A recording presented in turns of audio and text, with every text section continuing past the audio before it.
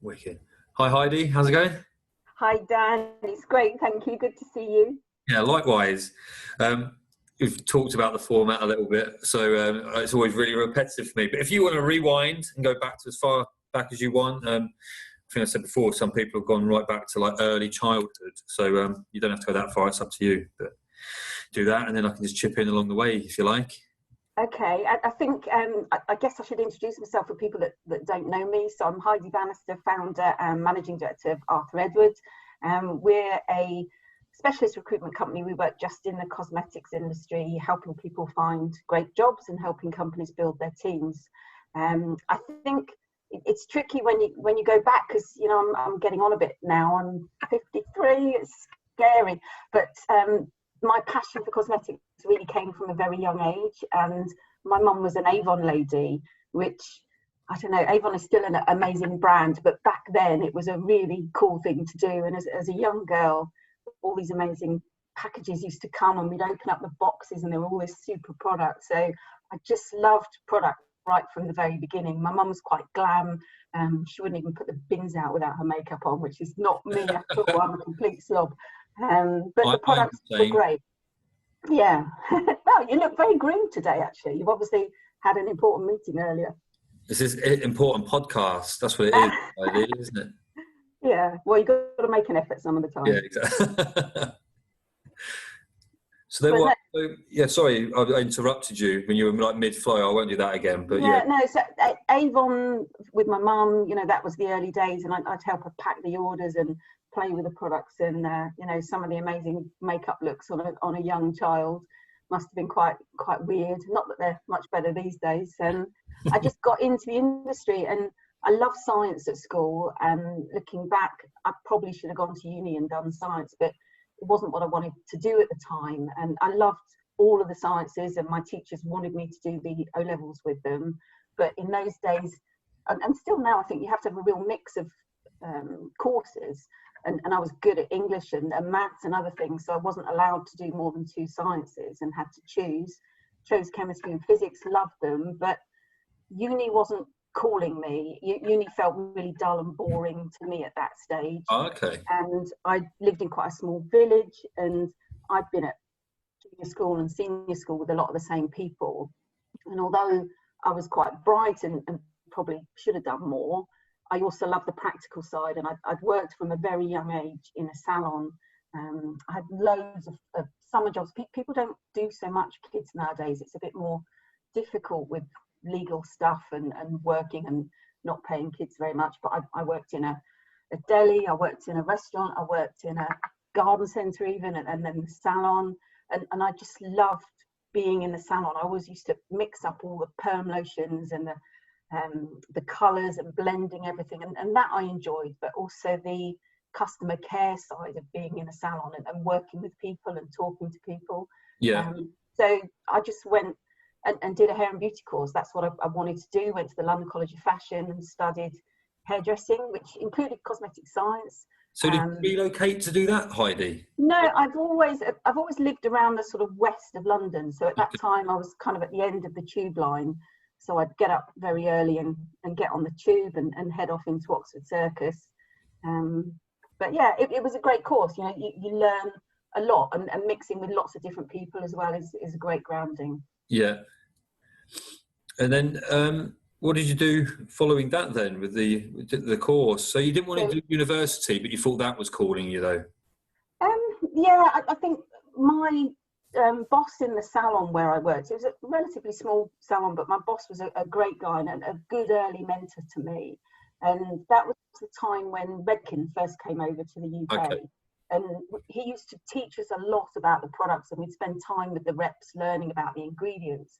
But he'd also get, even, me as a lowly Saturday girl at 14, he'd get me to go to Salon International and the L'Oreal Colour Trophy. And I still remember now watching this amazing Redken show, and the energy as all the models came down. And I think Bonnie Tyler was playing in the background, I Need a Hero, and all these men were strutting about. And I'm like, yeah, this is me. I can work in this industry. And that was from a very early age. I've always been obsessed with cosmetics. And the course at London College of Fashion, I won Student of the Year. I was quite bright. I was very focused, hardworking. So, I was a high achiever right from those days. Student of the Year, that's pretty epic. Yeah, it was pretty cool. I didn't really know much about it and kind of missed. And people kept saying to me, "Oh, you need to be in this ceremony. It's an end of year ceremony." I'm like, "Oh, I'm having a cup of coffee with my friends," and they're like, "No, you need to be in there." And all of a sudden, my name was called out, and I didn't really know what it was about. But yeah, it's a good thing to have on your CV. So, and what prompted that then? So, were you doing like extra things at the college? Yeah, I was a smart ass. I was always helpful. I was always form rep. I was always comfortable talking to anyone. So I always interacted with all the lecturers a lot. Always went the extra mile. Went to all the shows, entered competitions, modelled competitions, did all sorts of things. So yeah, there was a lot of extra. Plus, just being bright and getting good grades all the way through school. So yeah. Nice. Yeah. And then I went to Champneys because I always wanted to do the hair and beauty, bit of cosmetic science, the wig making, manicure, but I loved the massage and all the facials and the biology. Having not taken biology as an O-level, I loved all the skin and the body and the muscle. Yeah. I was doing a bit of fitness and martial arts at that time as well, and enjoyed learning all about origins and insertions of muscles, and that was all cool. And yeah, Champneys was a great place to be. Spent a year living on the health farm and going to the college, and that was really cool. We used to swim every morning in the pool with all the guests. And what? So you were actually living there? Yeah, not in the health farm, but very close to the health farm. But we had access to all the facilities. So, well, you have literally been in the industry, haven't you? From day dot. That's incredible. Yeah. And then, so how long were you at Champneys? Champneys is a year's course, and that's the DESCO exam, which was it's a good course. There's lots of theory as well as practical side. Okay. Did you win Student of the Year there? No, my best mate got it actually, which I still rib her for, and that was a bit frustrating. But yeah, I bet it was for someone like you. Other awards, and I did okay. So yeah, I worked as a therapist for a while, which was fun. I enjoyed it. It was really cool, and I think one thing that I remember from those college days, I met Geraldine Howard. Did you ever meet her? The lady that founded aromatherapy. Aromatherapy. No, I never got the. I was never able to meet, unfortunately. There was her and Sue Peachy, and they came and gave us this extra course on aromatherapy, and I just absolutely fell in love with aromatherapy. I love all the essential oils and what they can do for you. And I took that with me everywhere I worked and used to do a lot of normal treatments, but a lot of aromatherapy as well. And I would always blend the oils and then let the customer take what I blended for them away, and kind of got into the sales side there as well. Okay. So that was when you started into the sales side of stuff? Well, no, I mean, I started when I was like 13 in the deli and the salon. I was always selling product and selling Christmas trees in the garden centre in freezing cold December days. So I've always kind of sold. Okay. And do you do anything with your aromatherapy passion now? Yeah, I've got a cupboard full of oils. My husband says I'm a bit of a witch still, so I'm always blending oils and massage oils and bath oils and things. So yeah, still love it. Yeah, everyone that I know that's got into that, they never tend to let it go, do they? No, it's interesting. So then what happened? So I relocated and needed to get a new job, and started looking around, going for interviews, and I was offered a job with Dior. Always loved Dior products, and to be offered a job with them was really quite exciting. So I was very tempted, but then one of the agencies... How were you looking for jobs at that point? Just because I was relocating, so the job that I had to move. And how were you looking for jobs? Because it's a little bit different, isn't it?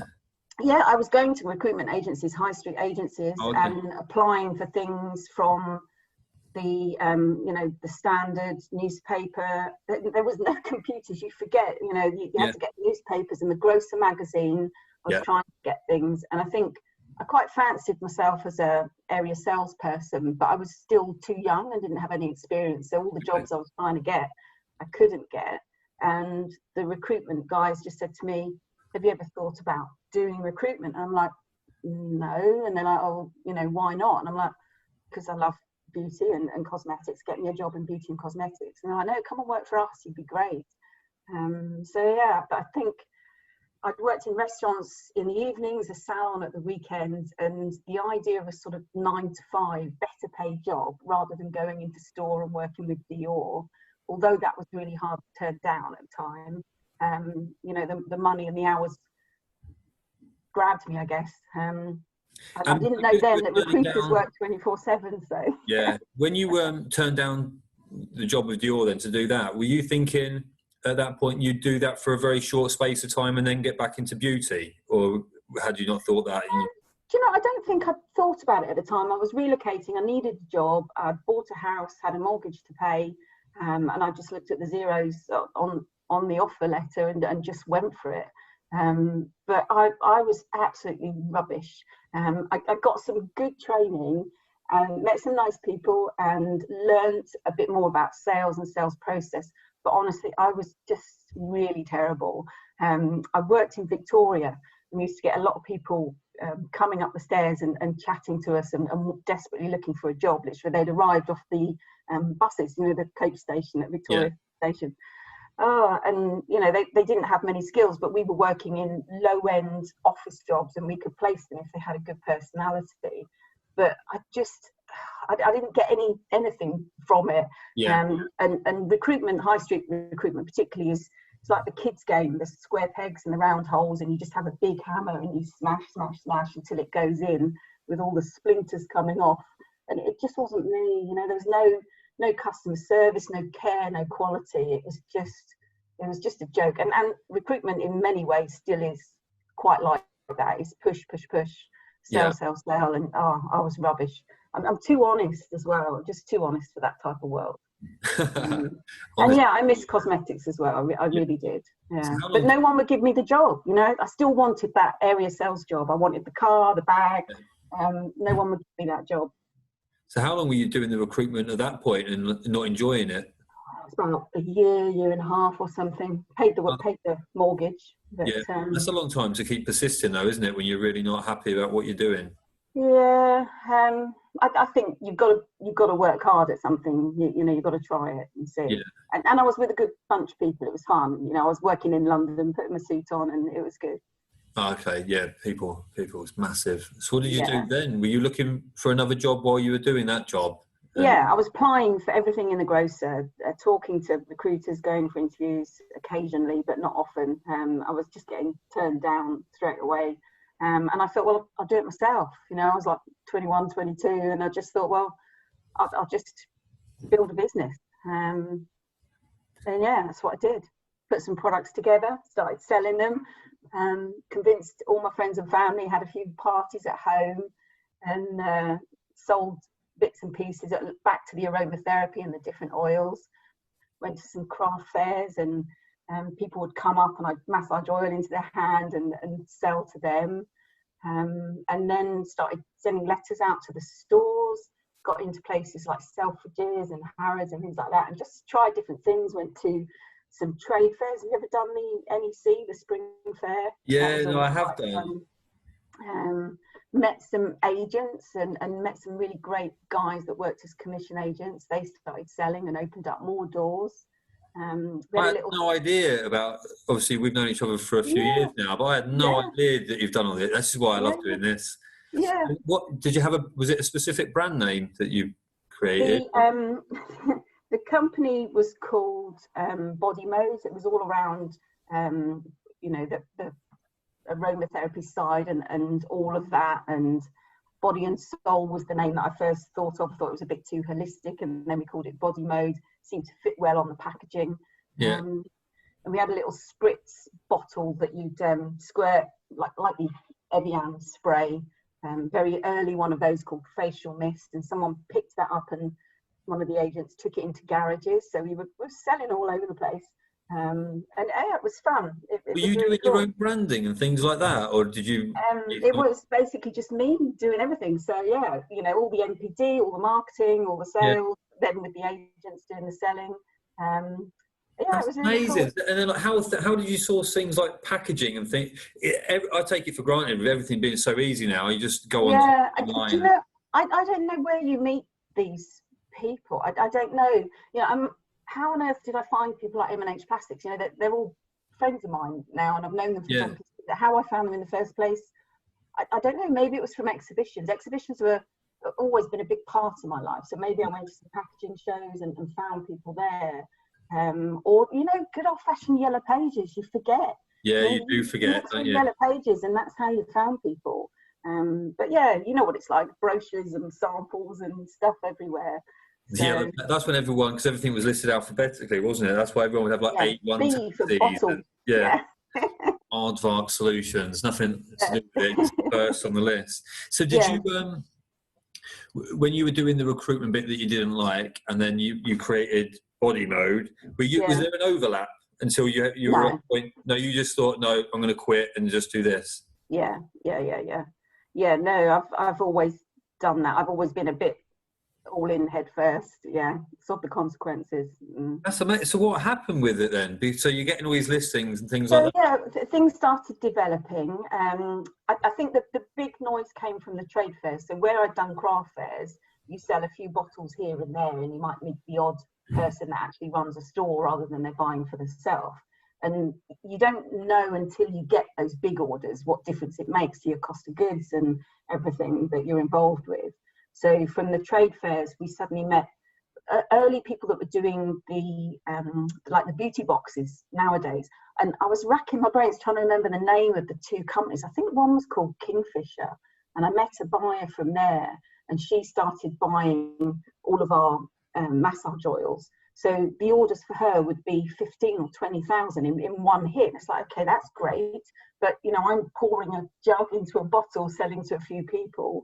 So moved from home to a small unit in Uxbridge, and my dad, he had a friend who was a plumber. He made a little filling machine, and we started filling all these bottles and getting these orders out. And then we met an American distributor, so the orders got bigger and bigger.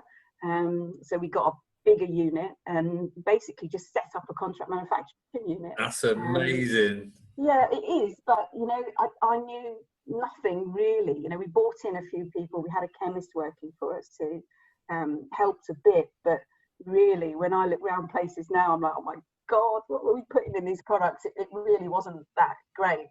So how did you know where to begin, though, with setting all that stuff up? 'Cause it's quite daunting, isn't it? Did you have people you could ask questions of, or you were just blindly... Well, you know, and even today, you look at your technical team, they must rely a lot on their raw material suppliers. You talk nicely to a raw material supplier, they'll give you a formulation and they'll help you put a range together. So it's always been about networking and relationships and asking people. You know, if you're nice to people, they treat you the same, and you learn stuff. Keep an open mind and you keep learning. Yeah, well, it's definitely still incredible. So then how big did the actual factory, your little contract manufacturer get? We ended up with a 20,000 square foot unit and I don't know, 30 or 40 staff, and that's significant. Huge overheads. Well, we were filling hospitality, we were filling all those tiny little guest bottles of shampoo and bath gel for people like the Savoy. We were doing all our own branded body mode stuff. We did some big contracts.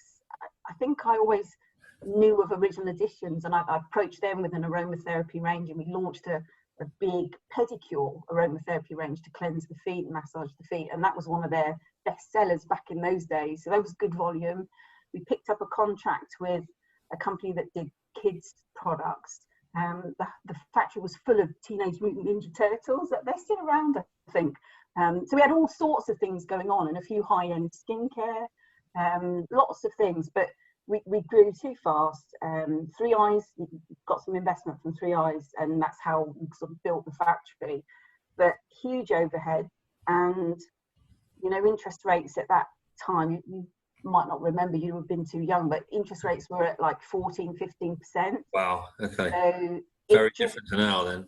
Yeah, it just was crazy, and we were paying out so much in interest, and we just got to the point where I think someone had let us down with a payment, and cash flow was just in a mess, and we folded, and it was really tough, you know. Shut the site down, had to let everyone go. HMRC got their money, but not many other people did, so it was a tough time.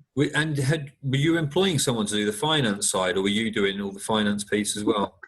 Yeah, not really. And I think this is the thing, when you're building a business, everyone you take on is money that you can't spend in other areas. And it's that fine line and balance of how you build a team. So you end up not paying to do a job that you don't do very well, and you muck it up. And it's tough, you know, you borrow to bring better people in, but then your overheads are tight and your cash flow is tough. So it's complicated. I think that cash flow piece is the one bit, the brands that I've worked with in the past, the ones that are really successful, the ones that nailed it really early on and they understood it. But you could be the most profitable company in the world, but if you're not on your cash flow, you can't pay anyone, can you? And that's when it's like a house of cards, because if you can't pay your suppliers, they won't supply you, then you can't service your customers, so the customers leave, and then if you lose a customer, you're not going to get any cash, and then you need as many people, so you're making redundancies, and it just really quickly just tumbles, doesn't it? Wow. So that was, what did you do then? Because that must have been really frustrating.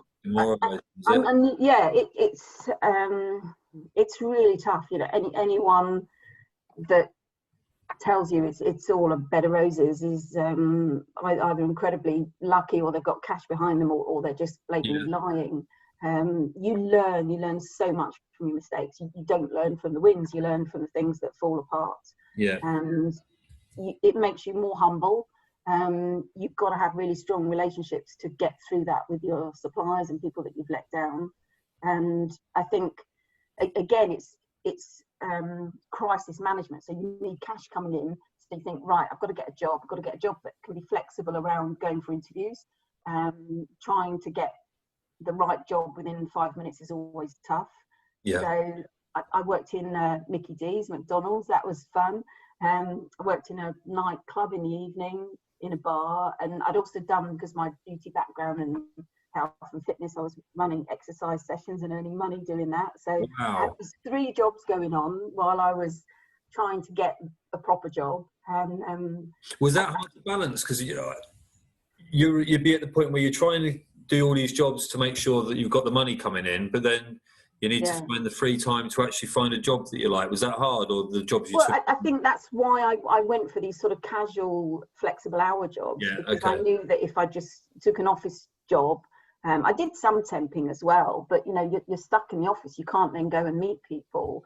So I was putting my little McDonald's uniform on and running in a couple of days, and then taking the day off to go for an interview, putting the suit back on and my heels, and you know, trotting off to meet people.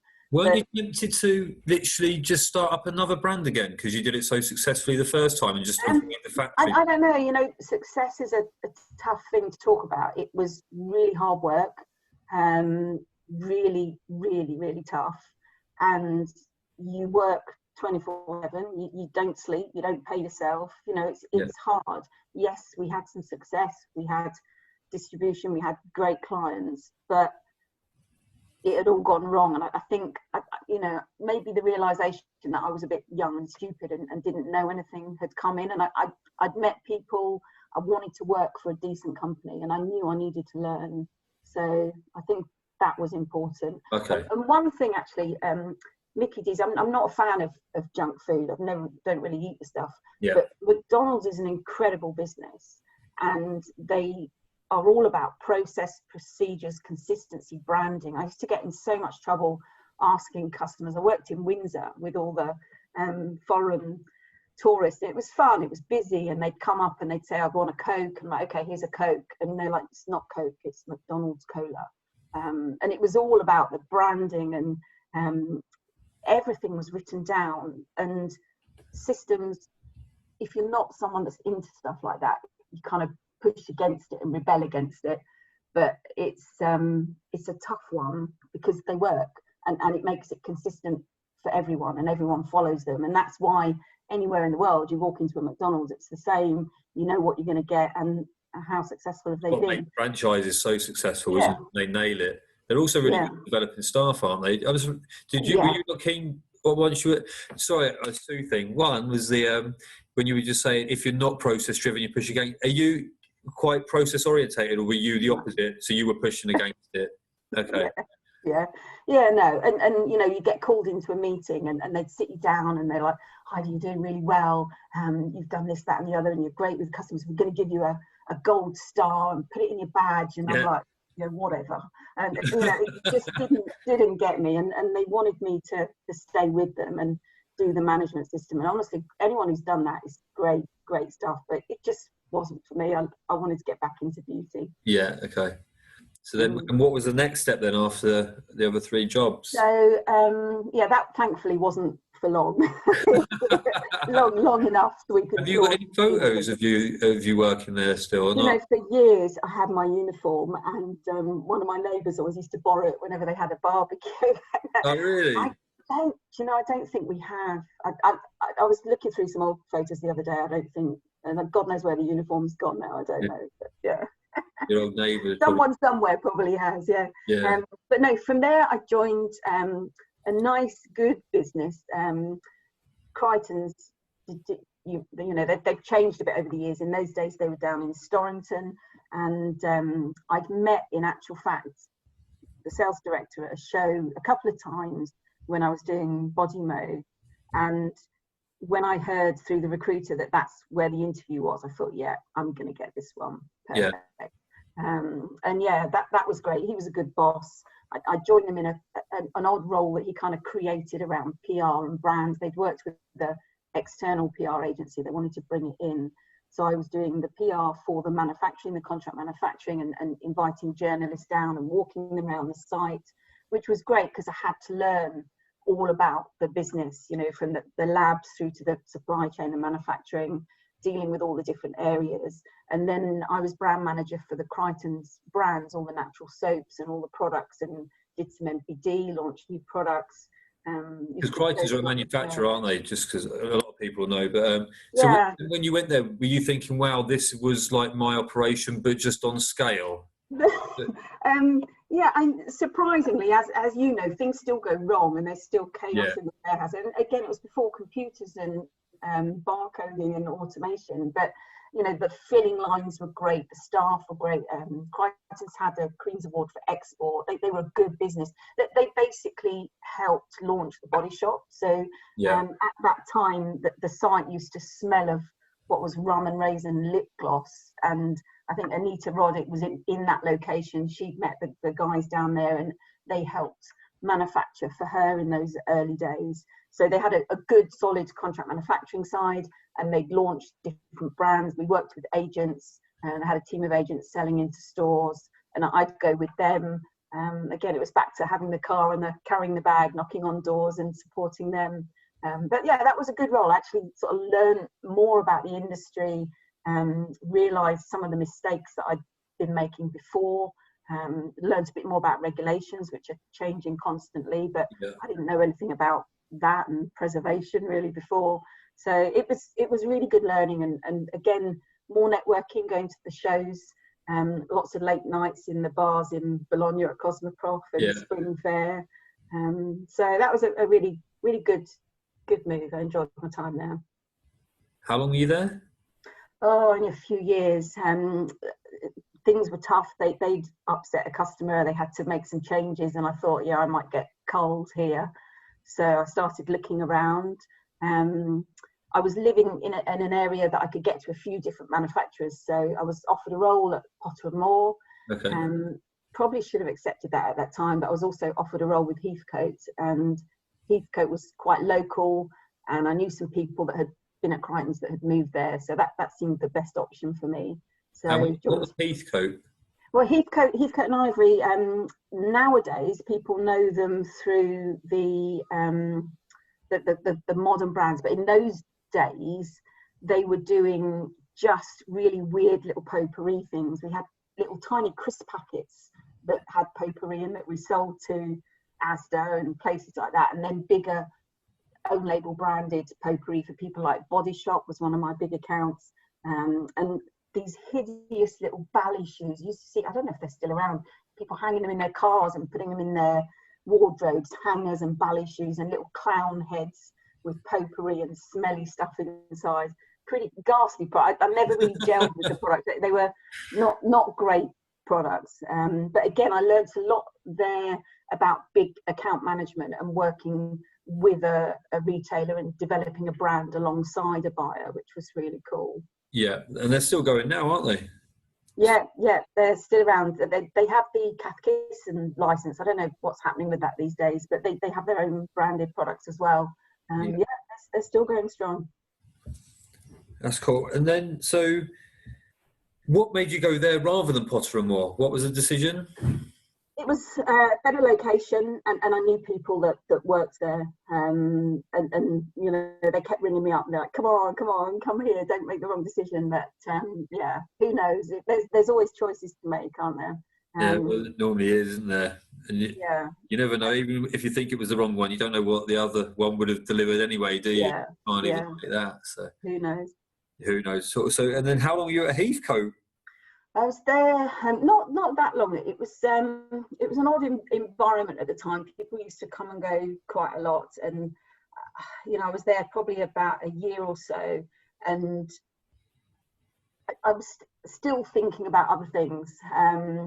I'd had a client going back to the early beauty box products that I'd done years ago, and I contacted someone and put a range together for him.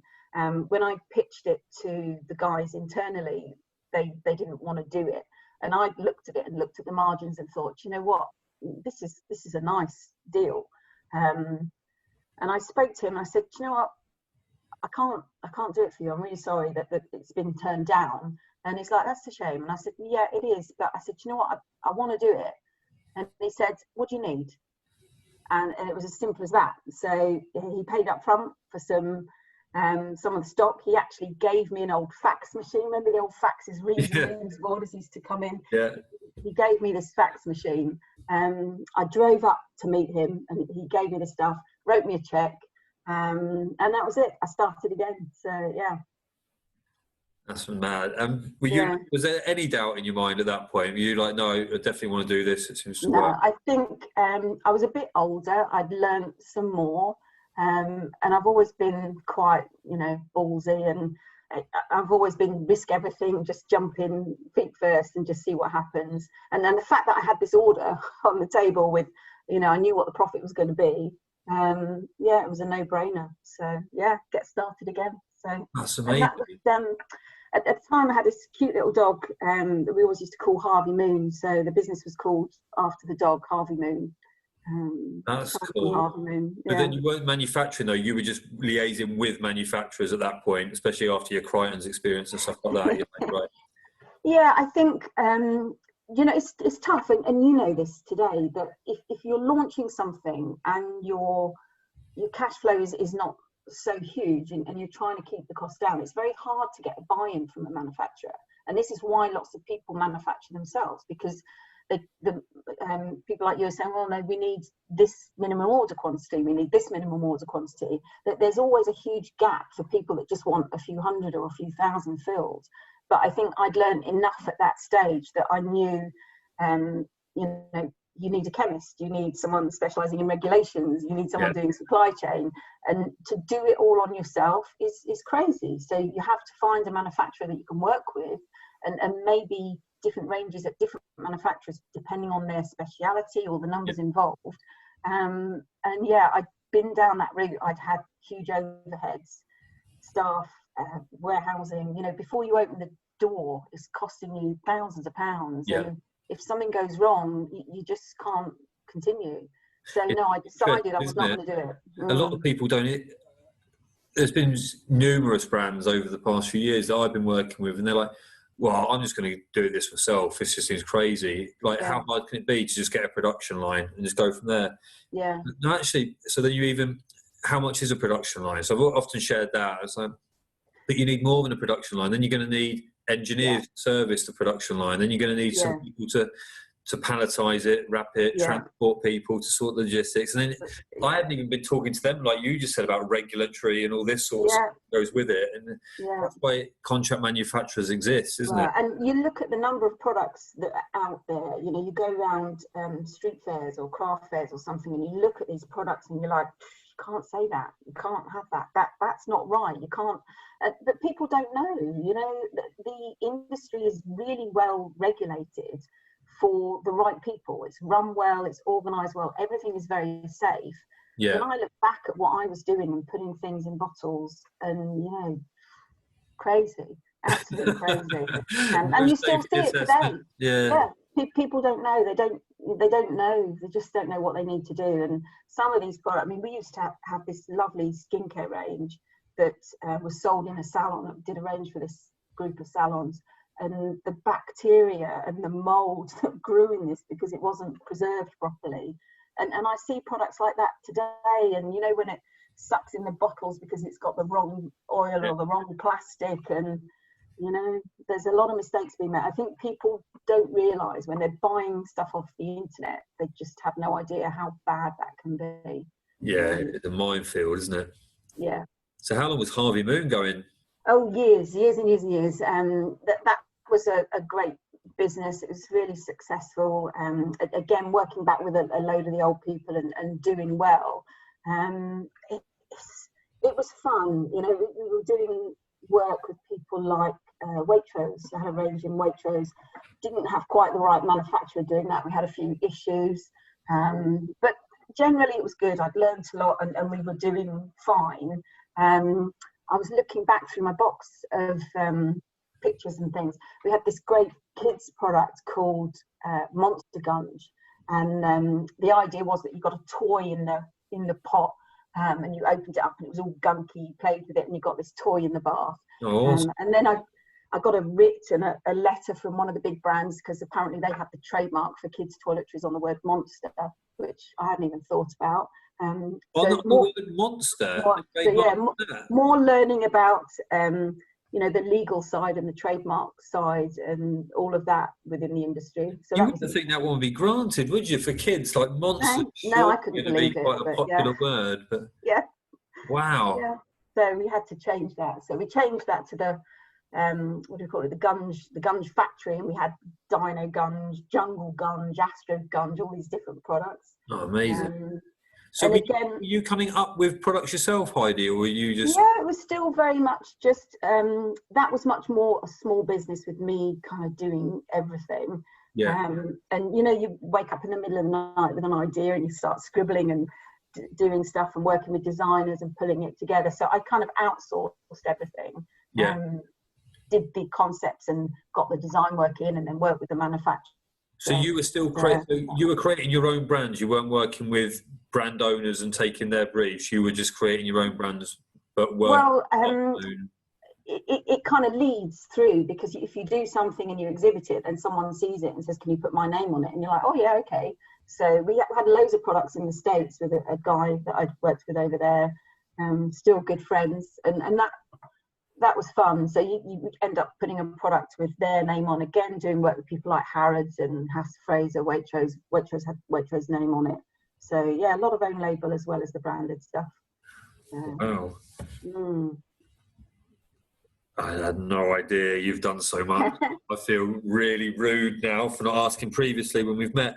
And then, so then what changed with Harvey Moon, if that was like... Well, what you do? I had a baby, and I was always quite organised, and I planned to have this baby, and I'd fitted it in between the spring fair and the autumn fair and all of the different events. Organised. It was all organised. Unbelievable. But then, unfortunately, I had a miscarriage, and that upset all of the dates. So then, when I got re-pregnant, I ended up with quite a tough time in hospital with this, my firstborn Sam, bless him, and all of a sudden it was NEC again, and I had this 5-day-old baby, and I was up at the NEC thinking, oh, well, I've got the American distributor, the Australian distributor, and I've got to talk to Harrods, and first time mum, I didn't realise how much hard work it would be, and I just thought, this is just never going to work, and I can't travel, can't be changing nappies and breastfeeding a baby on a trade fair, and I didn't even know you weren't allowed to have kids, when you're setting up at an exhibition hall. So I got in trouble for that as well. And I thought, it's not going to work. I need an internal sales role where I can sit in an office and do 9 to 5. Yeah. And I thought, do you know what? Even though I was rubbish at it and I didn't enjoy it, now I was a bit older, I knew a bit more about selling, and it wasn't so much about the job, it was about who I was and being a mum, and I just needed a job that would fit in around the nursery hours. Never thought about being a full-time mum. I always wanted to work, but something had to give. And that's when you set it up, is it? Well, no, that's when I worked for some other people and joined a company that was a specialist sales recruitment agency. And the guys that run that were great fun, and they cared about service, they cared about quality. It wasn't about square pegs, round holes. It was about doing it right, getting to know the businesses and working with good candidates. Yeah. And I think I learned what recruitment should be and can be. And that's everything that you wanted from your original one, but they just didn't do that sort of thing at all. Yeah, I don't know that I realised at that time. I just realised I wasn't that good at it and didn't enjoy it. But the role that I had at company out in Henley was great. And I enjoyed it, made some good friends, had a lot of laughs. And I got pregnant again very quickly, had my second son, Joe, who you know. And yeah, it was good timing and good fun. That the guys used to race little Formula Fords. We used to go along to all the race days, and yeah, it was a good time in my life then. It was interesting and pleasant. But then I got headhunted a few years later after I'd had Joe, and went to a company that specialised in FMCG retained search, which was another good learning. And they had lots of people that specialised in different areas around food and drink and things. And they'd seen my CV, saw the beauty background and what I was doing, and said, well, why don't you come and set up a luxury division within pharma and cosmetics and luxury goods. Offered me silly money and car allowance. So I went out and bought myself a big shiny car and went and joined these guys. And literally in between the offer and me joining was when 9/11 happened. Right, okay. And that was a scary time back in 2001. And, you know, I think what people are going through now with this coronavirus was kind of what we all felt back then. It was just such a weird time. This is bigger and more people involved. But, you know, you get through these things. But I joined this company. They asked me to do my projections and said, this is what we're expecting from you. And it didn't really twig to me that they paid me this huge salary and expected so much in return, but also so quickly because of the economic environment and the recession that was there. So I got kicked out of there because I didn't deliver. But what it had taught me is that actually, recruitment is something that I can really love and really enjoy and really help people. I'd contacted a few things and I thought, I can do this. Neil built me a desk, took over a little area of the bedroom, got a computer and a phone, and off I went. And that's 18 years ago now. That's insane. And I suppose from working with a couple of people before, you knew what you didn't want your company to be like, and you knew what it was going to be like. Where did the name come from? Arthur is my grandfather. Okay. And Edward is my father-in-law, who actually I never met. And they're the middle names of both of my boys. So, Nice. Okay. A lot of people get a little bit wrapped up in their own self, don't they? And would call it Heidi's or something. Yeah, I think it's right for some people if that's their choice. But for me, it was never really all about me, much to some people's amusement. But it was always the business and building the business and building a team and working with people. I never wanted to use my name as the business name. And it's quite synonymous with the industry now, isn't it? I know when you were talking at the beginning, you were saying that you would go to the Grocer magazine, and the only time I'd see the old manufacturer was 17 years ago now. They were, when the grocer would come through the post at the office, the first place everyone would turn would be the back pages just to have a look at the roles. And that's where you feature heavily now, don't you? Yeah, that's it. In the early days, we had a tiny little, I think it was an eighth of a page ad in SPC magazine, and gradually that's grown, and now, you know, there's a lot online as well, but we're still doing our page, because I remember those grocer days, and everyone, when SPC arrives, they flip to the back and there it is, Arthur Edwards and all our jobs, and it's lovely to see. And it's not just about the jobs, it's about the branding, and people know the name, and it's really important to do that. And the SPC is rebranding themselves at the moment, so they've all had the Cosmetics Business online, and the magazine is going to be called Cosmetics Business Magazine. Oh, is it? I was getting confused, actually. It's the SPC magazine, not the Grocer. Do you advertise in Grocer magazine as well, or you don't? Do you know what? No, when I worked at this big FMCG company called Illingworth, and I knew the cost of it. It is so expensive, really, really crazy. And I don't really know what's happened with the grocer these days. I guess it's still big in food and drink. Yeah. Because we only work with cosmetics, personal care, fragrance, hair, beauty companies, I don't think it's quite the right place. We've dabbled with it a little bit and done the odd one, but it's not somewhere that we spend money at the moment. It's a really good niche, isn't it, you've got? Do you compete with anyone that's focused specifically like you do? I think it's unusual. So most recruiters, you've got your high street recruiters that do your general office stuff, which is where I spent my first very unhappy year. Yeah. Then you have specialist people that work in a discipline. So they work in finance, but they cover all industries, or they work in technology and they cover all industries, or sales or marketing. When I started, there was one guy that I worked with when I got my job at Crichton's, and he was around, did a bit of FMCG, but did quite a lot of beauty. But there was no one else really. Over the years, there's been more competition. We're quite, I wouldn't say we're expensive. We offer a quality service, and we're not the cheapest. Yeah. There's always someone that will do it cheaper. Yeah. But what you miss with that is the connections, and we've got the reputation for being very good, being very honest. I've always had a big mouth, big feet, and always been very honest. And we look after people.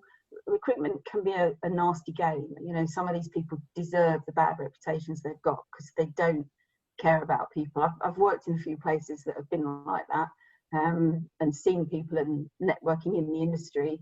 I remember going to a big conference once, and a young buck stood up and was talking about his business that had grown from nothing to turning over about 5 million. And he was really proud of the fact that he'd never worked with the same client twice.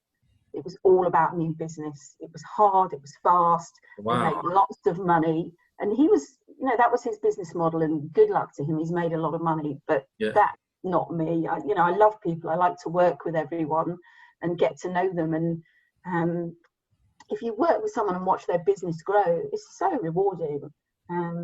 Really, really lovely. And our industry, as you know, is full of great passion, great innovation, and some incredible fun people. And it definitely is.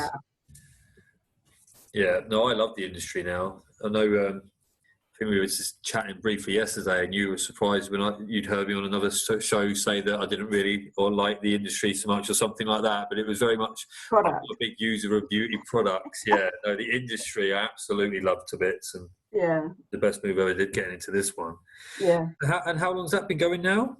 So 18 years. We've literally this month. Yeah, we're just allowed to drink, because it's an exciting time. It is incredible. And how many people do you employ now at Arthur Edwards? Oh, it varies. I think the first few years I worked on my own. No overheads, just me from home. So that was great. A few people came and went, and we started building. And at one point, we looked at the apprentice scheme. I had some information through about the apprentice scheme. I didn't realise how good it is for a business. Very low costs.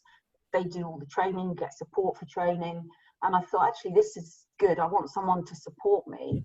And this great girl, Charlotte, came on board. She worked with us for about 5 years, and she's moved on to bigger and better things now. But what she taught me is that all the things that I wasn't so good at, she was good at. And whereas I'd be running around last minute doing 101 other things, printing off CVs and running off to do a day's interview, she would arrive, I'd get a little folder with all my CVs, and it just kind of calmed everything and made the process, again, it's back to those McDonald's processes, made things work better. So that was good. And we built the team up, had recruiters come and go, and finance people support, marketing support, resource support, and research.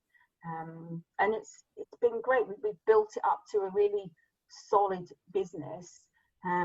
It's been good and bad years, you know. We've had years where we've done double the turnover, and we've worked with some great companies. You know, over 18 years, a lot happens. So people that we placed in sort of junior national account roles are now MDs and CEOs of the companies. They're still working with them today. Businesses have been sold and bought, and some of the businesses have done really well, others not so well. Some people have sold out to a bigger brand. A lot of the brands we worked with literally in day one, we're still working with, and it all comes, not all, but most of our work comes from recommendation. That's amazing. And you know, we're a big part of the industry now, so it's nice. Yeah, you definitely are. It's not often that recruitment consultants do become like so popular and stuff like that, but you've definitely you're ingrained into the industry, that's for sure. How do people reach you, Heidi? Actually, before I just go on to about how people can get in contact with you, one thing I'm interested in is, because you've got people working for you, does everyone just want to speak to you though? Because you're like... No, not at all. No.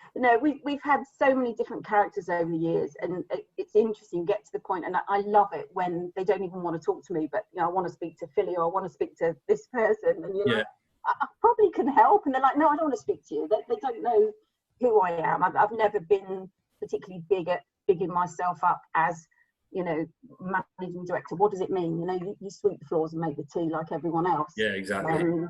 But we've had some great guys. You know, one of the lows for me, we had two guys resign on the same day, and it was so sad because they've both been with me for, I suppose, about a year and a half. One had come in as a grad. She's amazing, and she's now heading up global distribution for a skincare brand. But she wanted to get into the industry, and that was a great step for her. Yeah. And then one of the others had been a... Did she pay herself? Did we? She did place herself, and yes, they paid a fee. Yeah.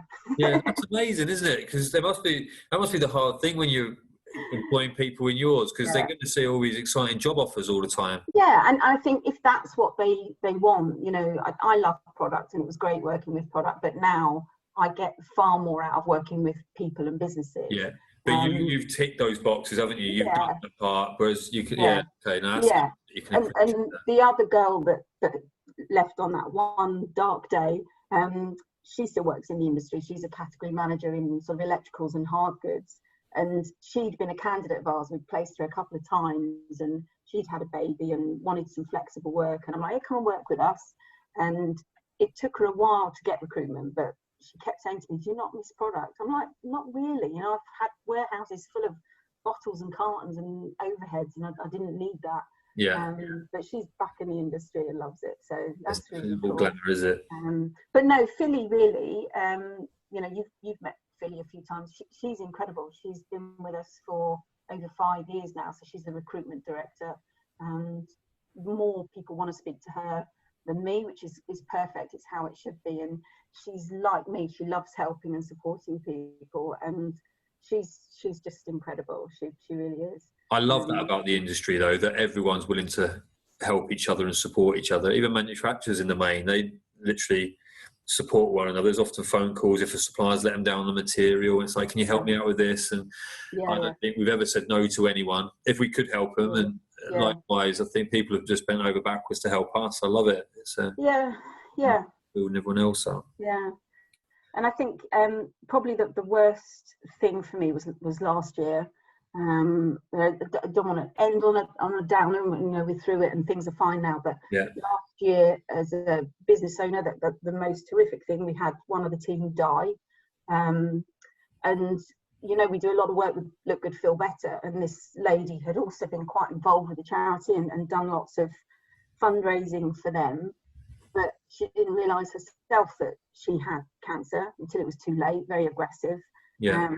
And Helen was someone that came in, she took over from Charlotte, or we brought her in while Charlotte was still here, but she was the backbone, really. She did the admin, the finance, the legal, the insurance stuff, everything that I am not good at and don't particularly enjoy, and kept everything running. And she sort of didn't know about the situation, and literally I would be chatting to her at home, massaging her and just trying to help her get through those last weeks, and she would be apologising about leaving us in a mess, because she knew what a mess that would leave us in. But you know, that's life, and when you have a bigger team, you have all of the life situations, and these things happen. But that was a tough year for us, and I think I probably took my eye off the ball a bit and struggled a bit with the situation. Pick up all that work. It demotivated some other people in the team, and it was a tough time. So last year was actually tougher than this year has been. COVID and all of this situation at the moment has actually been fine for us. We're very busy, there's a lot going on, and we've got a great team, and I think we've cleared out a few people that had lost motivation. We had a young marketing girl that had a stalker. God knows what that was about. Crazy time. She would be phoning all the mobiles and the landlines and really disrupting the business. And that was mad. But yeah, it's life. When you deal with people, it gets complicated, and we had to clear out anyone that wasn't motivated, wasn't positive, wasn't hitting their target. Our core values are passion, knowledge, and success. And if people aren't passionate about helping people and the industry in general, they're never going to work well with us. I definitely. It is about having the right fit for people in your team, isn't it? We've worked that really hard over the past few years ourselves. Fortunately, we haven't had something so challenging like that to deal with, but it definitely makes work a lot more enjoyable, and everyone's pulling in the right direction. Because here, there's no one, absolutely not one person that coasts. You know, so actually, if you've joined the business and you think you're going to come in and just tick along, you're going to be pulled out by your peers, and it'll just be standout, and it just won't be. Everyone will be so supportive to try and help you, but if it looks like you're just not willing to pull your weight, you're not going to fit in. That's for sure. So, no, you need that. We've got a marketing director now who again was a candidate and client of ours, great industry experience, and she's really helping with all our salary surveys and the COVID survey and all of the things we're doing with Pure Business and cosmetics business and Pure Beauty. So that's great. And we've got a head of research that is really good at organising our database. She's an old contact from our software company, and I think the technology is important, and she's really helping with that. A great administrator that's helping all the recruiters and organising all of us. So we're in a really strong place now. And it's a nice place to be, and it's an exciting time. The industry's great, and everyone's doing okay with the current situation. People are still washing and caring for their skin. So there was a good announcement as well, I think, about the rest of the beauty businesses are opening up, aren't they, from like the 15th or something like that, or something along those lines. I can't remember when it was, but that's quite cool, because it's been a really challenging few months, isn't it, for a lot of the beauty salons and things like that. So it's great that things are really picking up again. It's been for us. No, that's amazing. Cool. Thanks, Heidi. So if people do want to speak to you, or not you, but your team, anyone in the team, how do they get in touch with you? ArthurEdward.com is the website, and we're on all the social media platforms. There's a company page. Heidi Bannister is on LinkedIn. I'm pretty full with connections. Once you get to a certain limit, you can't always accept everyone. So apologies if I don't accept you, but join the company page. What number do you have to get to for that, Little Miss Popular? It's something with 30,000 or something. I don't know. They change it all the time, but it's madness. It really is. 30,000 connections. Well, there you go. You're bound to find something for someone. Yeah. Cool. Amazing. Thanks for your time. I'm glad I finally know you after it's not been over tequila or wine, of which we know I don't handle very particularly well. But yeah, we haven't even talked about SCS, have we? We need to get a plug in for Laura for next year, because you know I'm very involved with SCS as social secretary, organising all the parties, and the big strategy piece we've been working on with them lately. People that don't know the SCS, it's the Society of Cosmetic Scientists, and Laura Kirkbride, your fabulous technical director, is vice president now. Vice president now, yeah. No, amazing. Next year she'll be president, which is a pretty cool thing. Yeah, she's over the moon. She's someone that I'm a firm believer in, like having your own goals and things like that. And Laura's never been, actually, I was going to say she's never vocal extra, but I've always like really shown an interest, and she's told me for years now, because I've worked with Laura, or worked with her 7 years ago before joining Oriane, so I've known her for 17 years, and she's always been quite strong-minded. She went, I know where I'm going to get to. For the funniest reason, I might have to interview her on here. I once had a conversation with Laura about retirement one day. I can't remember how it came about. This was about 5 or 6 years ago, and we were talking about it. She went, yeah, because what I really want to do is become president. I was like, oh, okay, why is that? And she went, because even when you retire, once you've been the president, you get invited back for all all of them. And she went, so that was all she's excited about retirement. Once she's achieved this, she'll always be invited back. I was like, well, there you go, there's a goal right there. Yeah, no, she's going to make a good president. Oh, that's nice to hear. I'll give her the feedback on that one. Well, thanks again for your time, Heidi. Oh, thank you, Dan. It was always lovely to chat. Yeah, likewise. Take care. Speak to you soon. Take care. Bye. Bye.